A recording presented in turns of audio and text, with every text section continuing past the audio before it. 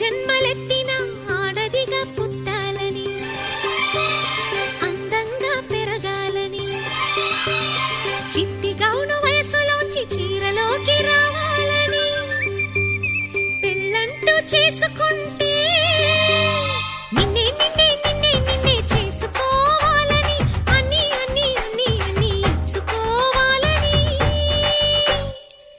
ఆశ ఆశ ఆశ ఆశ ఆశ పిచ్చి ఆశ.